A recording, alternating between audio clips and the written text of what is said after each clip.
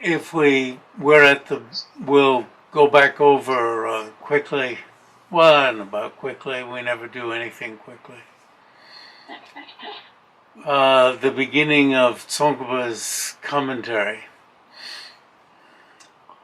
He says, if an action of going did inherently exist, and the words that Tsong-kha-pa is adding into Chandrakirti's commentary, as I'm sure you've noted, are in yellow.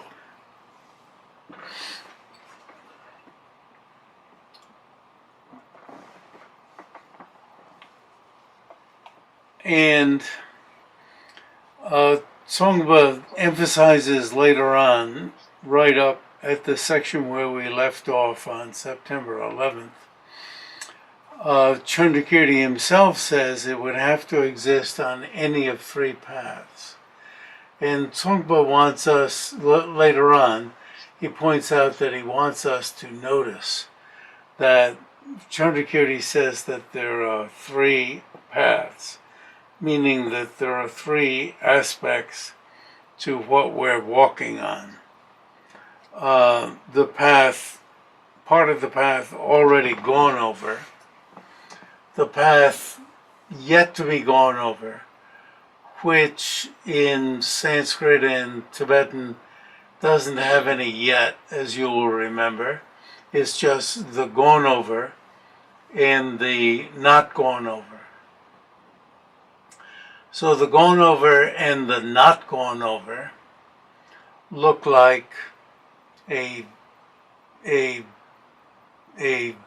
dichotomy, that there are just two, the gone over and the not gone over. But Chandrakirti here says there are three paths. So the third eliminates, that there are three eliminates that there's just a two, a dichotomy, the gone over and the not gone over. A lot of the reasonings that Nagarjuna uses are a dichotomy, either it's this or it's that. But Tsong-kha-pa wants us to notice that the choice here is threefold. It's not just two. Even if gone over and not gone over look like a dichotomy, just a choice of two, here we need to notice very clearly that both Nagarjuna and Chandrakirti give us a choice of three. And since Nagarjuna doesn't have any introductions to each reasoning, Chandrakirti's introductions are particularly important. Thus, the fact that he says three paths, and then a little down below when he lays out the three, that he says there's a gone over, a not gone over, meaning a not yet gone over.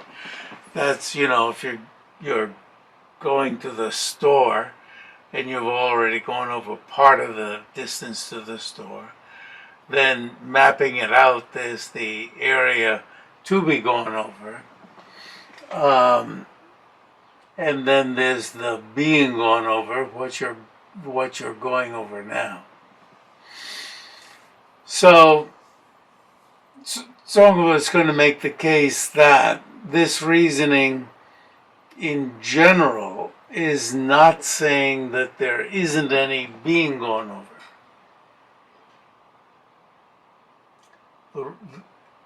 It looks like that. As we're going down the reasoning, it looks as if,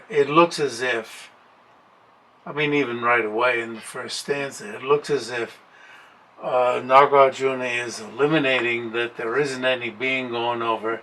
There's just the gone over and the not yet gone over, and there isn't any room for being gone over. Tsong-kha-pa wants us to notice that in some respect, there are three aspects of the path. Now, And once we read into it, we wonder how the hell there could be. However, but Tsong-kha-pa makes a big issue out of this. Because, as he says at the end of this particular section, if you can't posit any being gone over, there isn't going to be any action of going.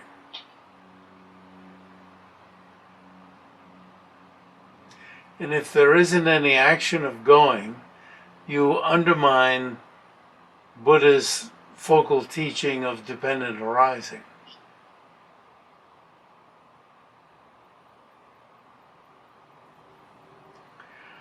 And you undermine Buddha's focal teaching that emptiness is the meaning of dependent arising. If there isn't any dependent arising, how could emptiness be the meaning of dependent arising? Now, the book that I came out with maybe 3 years ago or so about the relationship between emptiness and dependent arising is all about this topic. How emptiness and dependent arising go together. So Tsong-kha-pa, as you'll notice in this section that we were just getting to, it's all yellow. It ends up as being all yellow. Because he wants to point out that the dependent arising of going, and thus the dependent arising of the being gone over, has to somehow be retained.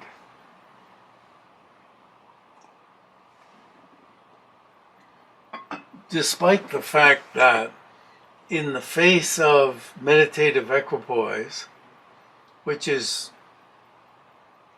a huge topic that we're interested in, that in the face of analytical meditation, going is simply not found. And that we're seeking to generate a consciousness that looks for going and doesn't find it. And simply doesn't find it.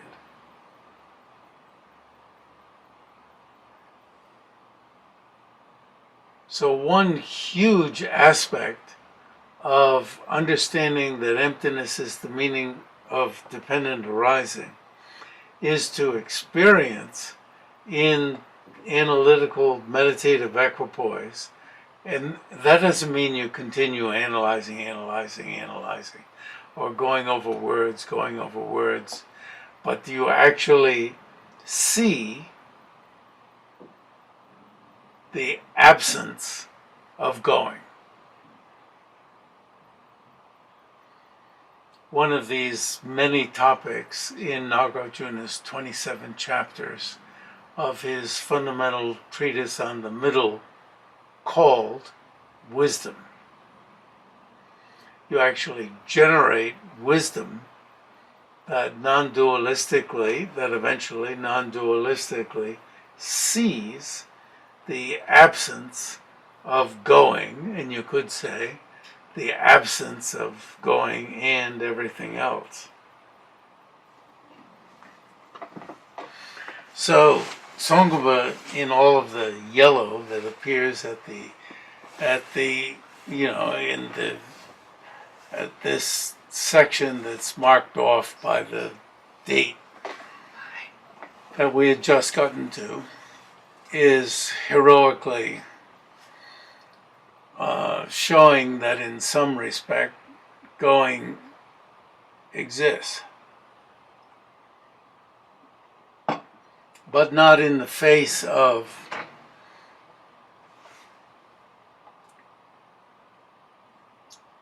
this analytic meditative equipoise.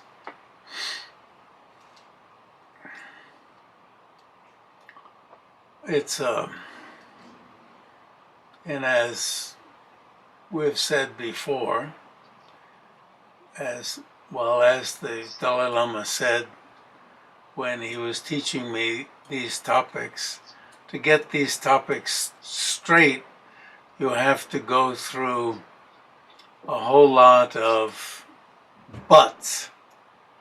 You say something and then you have to say but. You say something else and you say but. And you say something else and you say but. Because just about everything you say creates or is susceptible to creating misunderstanding. But getting the verbal teaching straight involves, therefore, a whole lot of catching yourself into beginning to fall into a whole lot of misunderstandings. So you vacillate from side to side between misunderstandings, but then get a bunch of corrections going and begin getting even the verbal understanding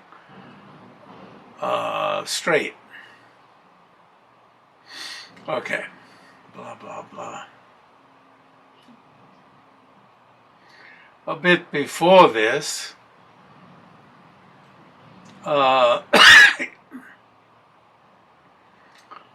in above this, after the first main heading, Tsong-kha-pa having very nicely added in a whole lot of headings so that we can, shall I say, keep straight what's going on or figure out what's going on in Chandrakirti's commentary. He says about the refutation of going and coming here. Chandrakirti explains that going and coming are refuted as objects of, and I had non-contaminated, but this is a tiny correction, uncontaminated wisdom. And Tsong-kha-pa points out, much in the same vein, that in the commentary on the 8th chapter, which is on raga, raga is cognate with the English word rage, which just means impassioned. It doesn't mean rage, hatred, but it means impassioned. So, desire, raga rakta. Just as this chapter has going and coming, that has the passion and the impassioned. So, passion is the mental factor of passion, of rage in a broader sense. And the impassioned is the mind that has become impassioned, or even the person who has become impassioned. And for those of us who have been sinking our minds into this chapter, you can, although none of you look as if this has struck you already, you should be able to begin to think how the chapter is going to unfold. Excuse me for insulting you.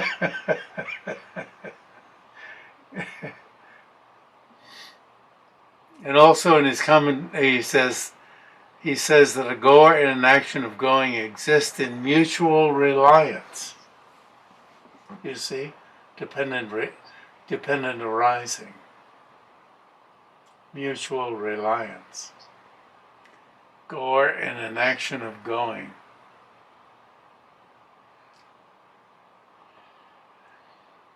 You know, in one way you could yell back at that and say, what do you mean I exist I, the goer, exist only in dependence upon going. What do you mean? I exist in my own right.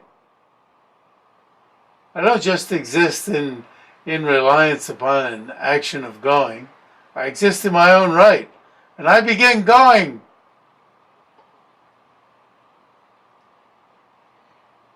Going depends on me. I don't depend upon going. I'm the boss.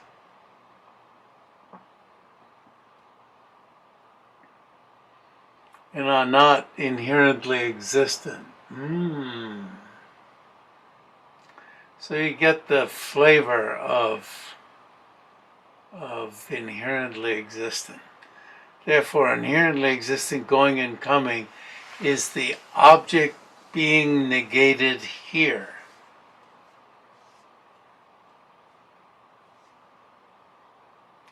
So that means not just going and coming, but inherently existent going and coming.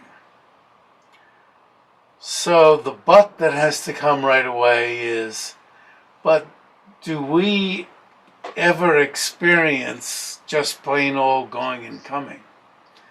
Or, to what extent do we experience just going and coming?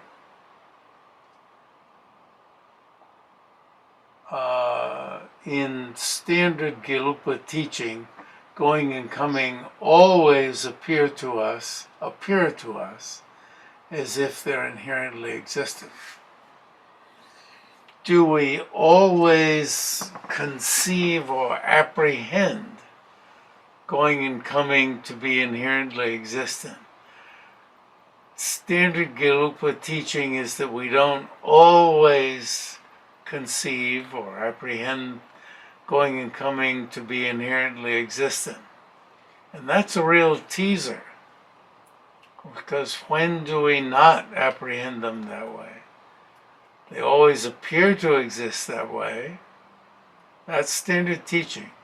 Always appear to exist that way, but we don't always apprehend them that way. Wow.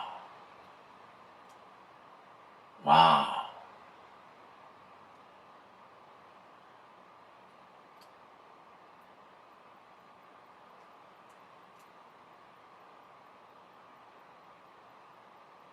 Wow.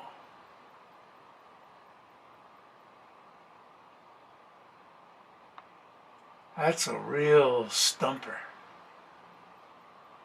Like, if you don't pay much attention to them. I asked His Holiness that one day, and he took the example of a tree. And it was like if you didn't pay much attention to it.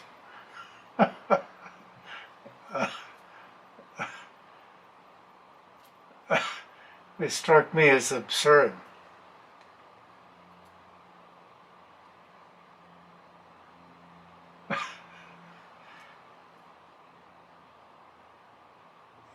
If your mind was, no, I'm taking it to absurdity, but if your mind was totally erratic, instead of jumping mind.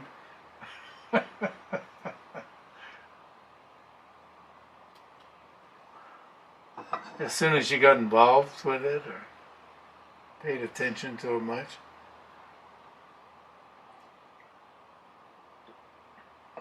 There are statements of that when desire is not operating, afflictive desire is not operating, and when hatred is not operating, then obscuration is operating. It doesn't give you a chance. There are these statements that say, when ugly desire and ugly hatred are not operating, then ugly obscuration is operating.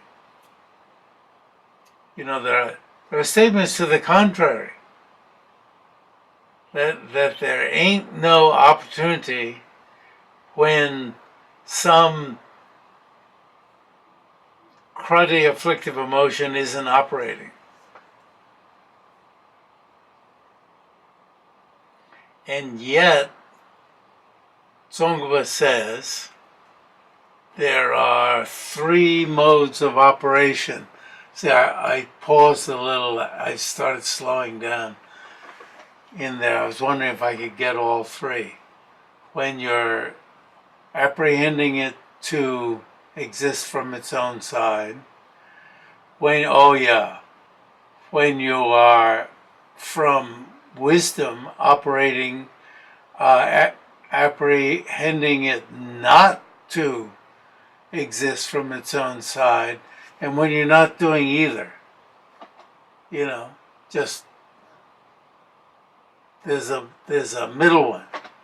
I don't know about middle, but you're not doing either. When ignorance is not operating, when wisdom is not operating, when there's just, it really makes you wonder. So you see, some orders of Tibetan Buddhism say that ignorance is always operating. So you don't have a moment when you're like seeing it right, but you don't know you're seeing it right. You know what I mean?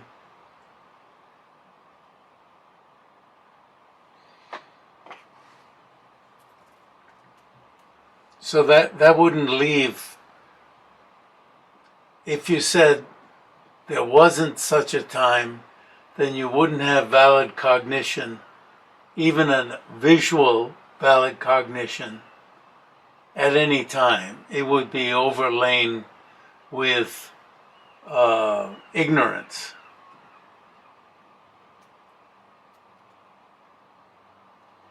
If you accept the way it's appearing, even Gelupas say it's appearing to inherently exist.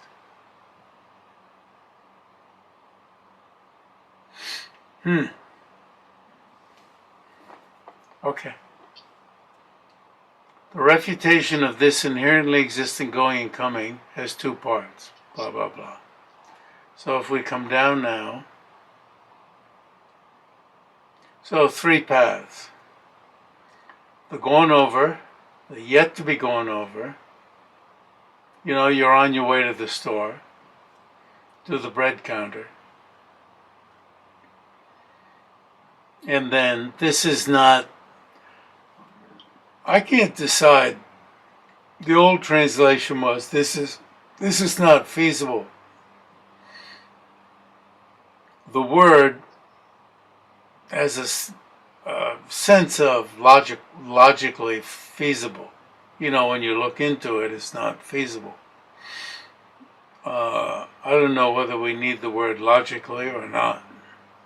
It certainly is a logical examination.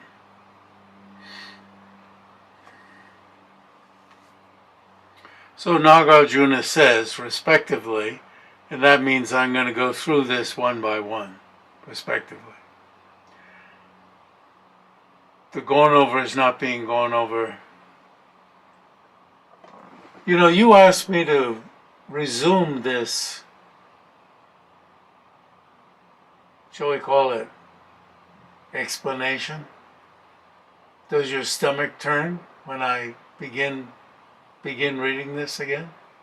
But you asked me to resume it.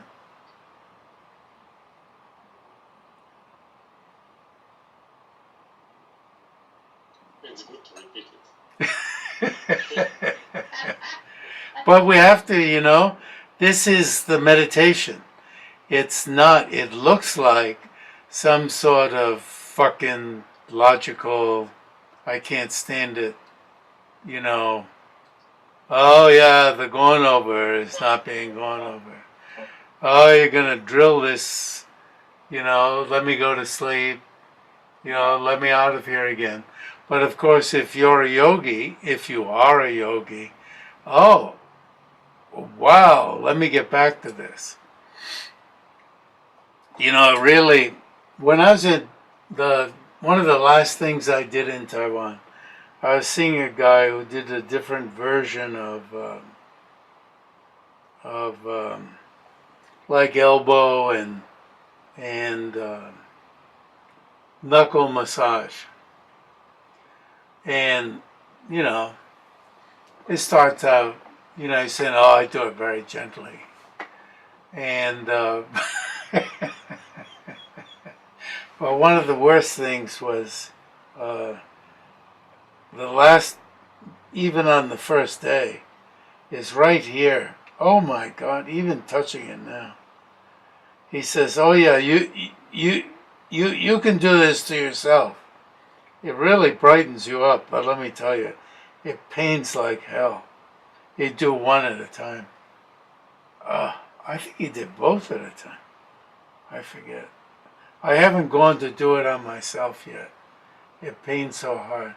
It does brighten you up because it hurts so hard.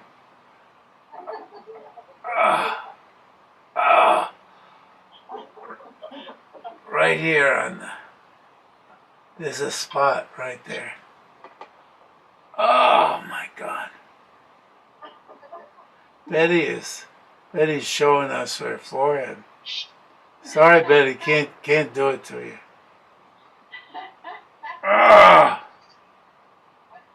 Hurts like hell. It does brighten you up because you get that much pain. Just like this.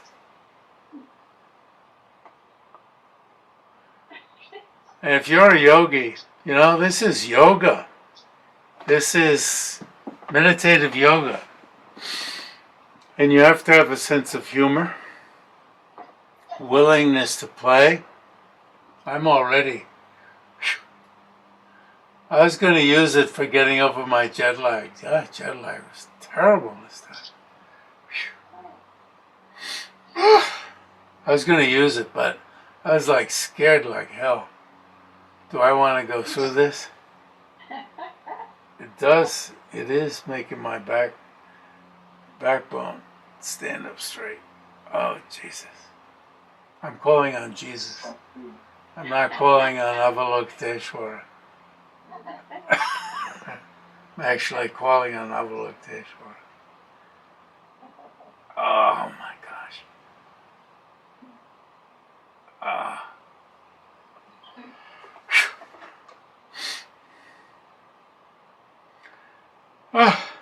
The not yet gone over is also not being gone over. You know, present going over, present going is not being gone. The passive, it is passive there. Na gamyate. Gum is in Sanskrit, if we talk about the Sanskrit, gum is go. You know, it's cognitive. It's cognate, with the English go. So, and then you put a ya on it to make it passive, and te to make it third person singular is not being gone over, is not being gone. And the te is just like English, like we use T for built, the T, and the ed, T, you know, we're in the same family. This is Indo-European language. Indo, the Sanskrit, European, right? And English is in the Indo-European family. So gum and go, and we don't use ya to make it passive, do we? I've never thought about that one. Is being, no, I don't see any ya in there. But using gum, go, and T for T and D in English, we use both T and D, ed, right? And T, built, for instance. Very similar. A lot of things similar. Is not being gone, and then I threw over to make it clearer. Is not being gone. Quite understandable.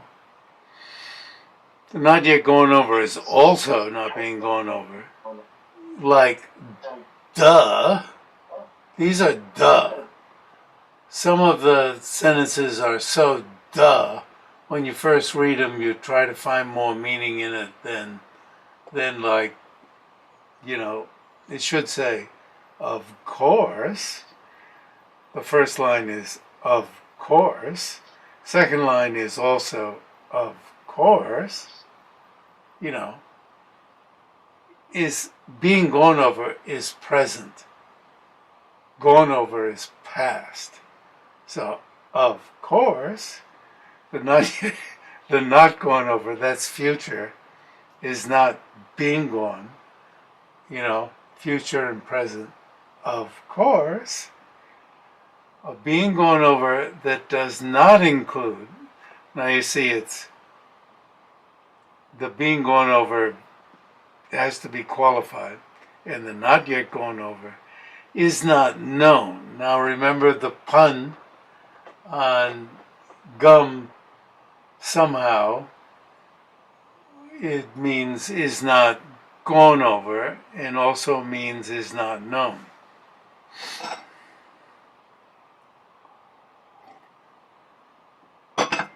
And that, of course, has to be explained. The last two lines have to be explained. Why is in the first two lines the being gone over without the dashes, and in the beginning of the third line, being gone over is with the dashes? The being gone over is the area. Just as gone over has dashes and the not yet gone over, being gone over is a place of going. Just as gone over is a place of going and not yet gone over is a place of going, being gone over is a place of going. Yes, but also in the first two lines, where it says not being gone over, that being gone over is also a place. Yeah, or not? It is. I don't see the difference. I mean, in all three cases, it is a place. Yes, and in the, let's see, who can understand his question and explain it better than I have? In all three cases, I think he's just wondering why it's hyphenated in one place and not in another. yeah, and it is in all three. It should be in all three. In the first line it is, in the second line it is, and in its first instance in the third line it is. In the first two lines, it is not hyphenated. In the third line, I see, is not being gone over. Being, Yeah. you mean in the first time it occurs in the first line. Yes, at the end of the first line. Oh yeah, that's just the being gone verb. over. That's just the verb. Let's say, let's drop over. This is the verb, not being gone. So it's not the place. In the first line, Correct. being gone over is not a place. Correct. I thought you were talking about the being gone over that appears in the third line. No, I see now. Yeah, in the third line, it refers to a place. Yes. In the first two lines, it refers to an action. Yes. Cool. Okay. And it's the passive.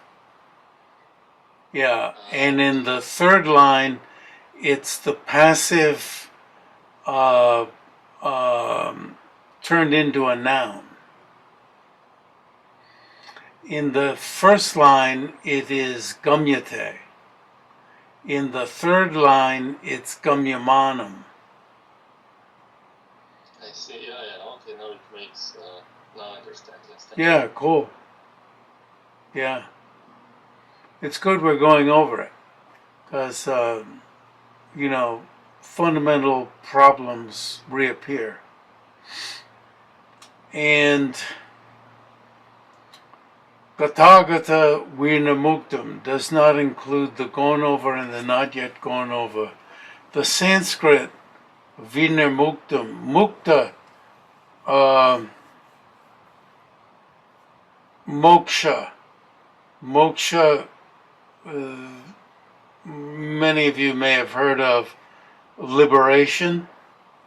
Mukta It's the same word. Moksha, mok and mukta. It comes from the same verb. Like liberated from, but it just means include. That this word include, and you can see how liberation and not include could share the same verbal root. Maybe. I'm saying you could see, like I'm declaring from some exalted on high.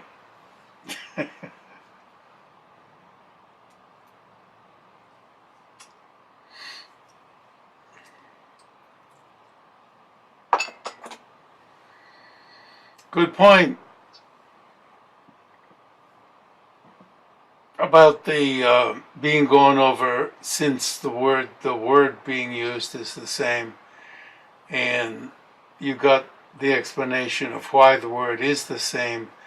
Future passive participle being turned into a noun, so you get a present passive ending up as a gumyamanam. Present, it's a present passive. Gum is the root. Ya makes it passive. Manam is the present passive participle. Yeah, present passive participle. Present passive participle, which it is being used as a noun. That which is being gone over.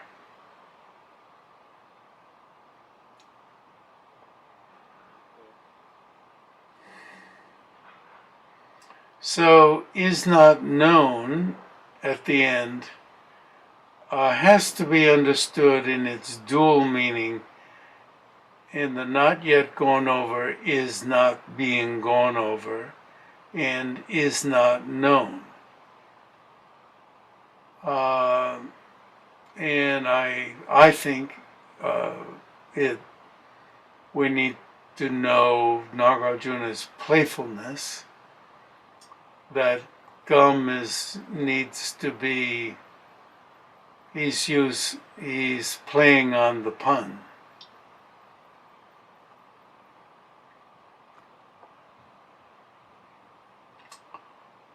So, Tsong-kha-pa adds the aspect, he's speaking, why does the part in yellow there, he wants to be clear. The aspect of the path already gone over is not being gone. I'm using, what do you say, bad English to make it clear. Is not being gone over.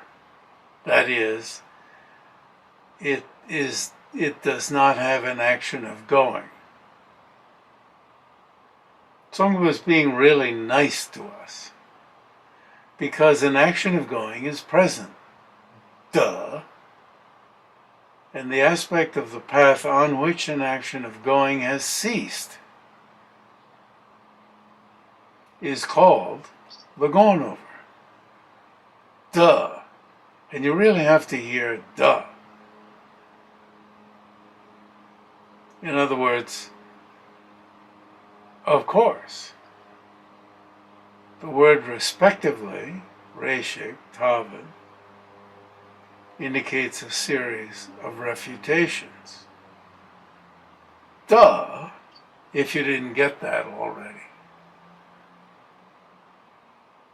So the function of commentary is to draw out and make clear insignificant points that you should have gotten already, and to make clear really big, significant points. And you have to notice which are which, so that you don't bother yourself with insignificant points, thinking they're super significant.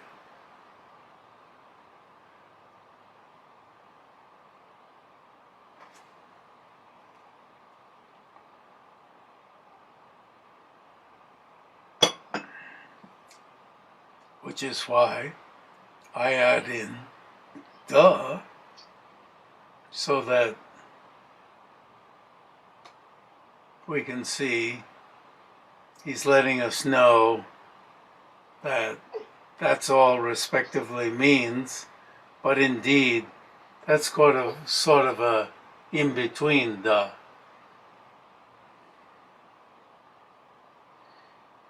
And I had to put in mind, oh, that's what the Tibetan Reishik means, and I better keep that in mind in the future as one of its meanings, because otherwise I might bother myself for some deep significance.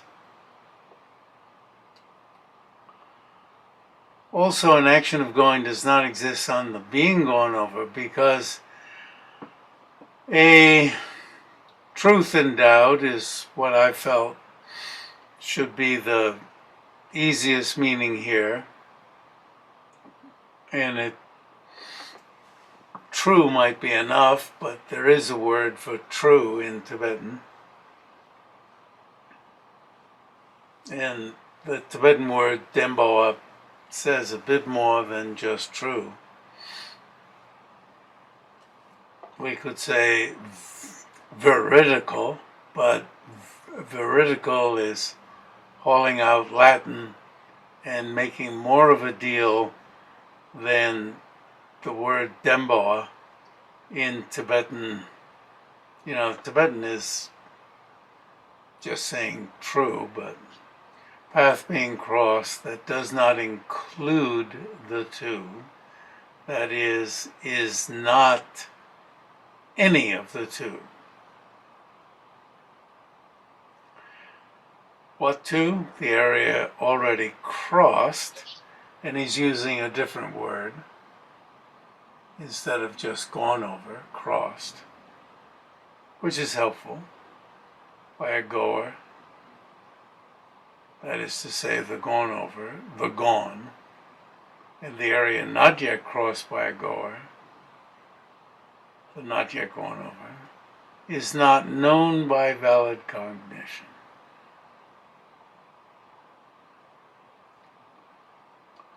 So, we might stop it today there. Any points you want to raise? Now, I named the book Emptiness Yoga, because that's what it is. To be taken to heart, since I come from New England.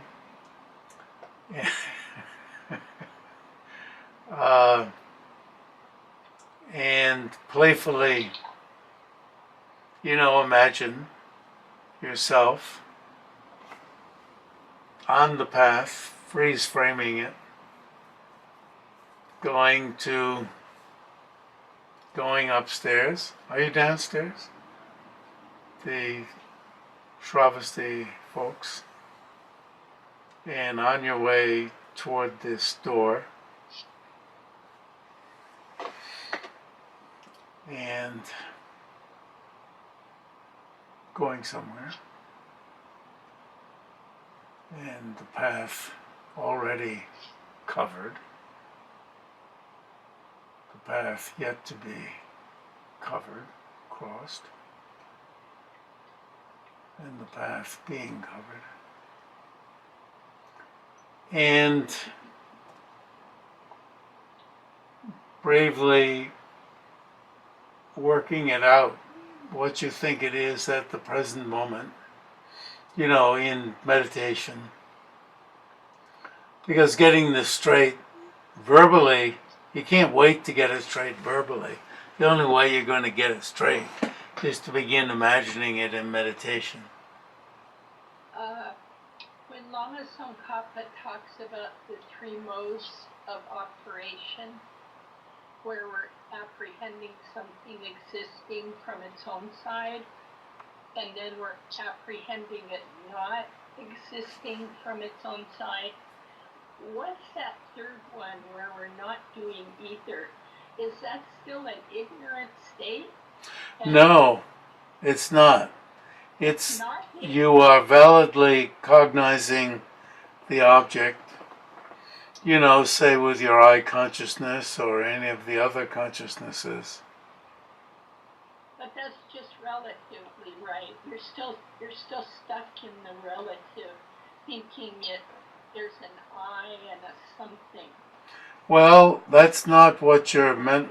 I mean, of course, you're still stuck in cyclic existence, yes, but Okay. you do have a consciousness that is validly apprehending the orange that you're about to eat.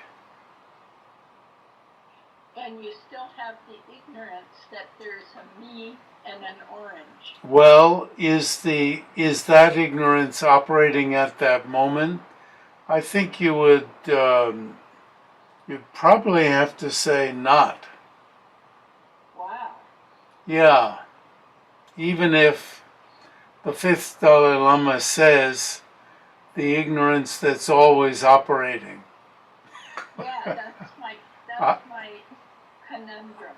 Yes. I feel ignorant through all of that.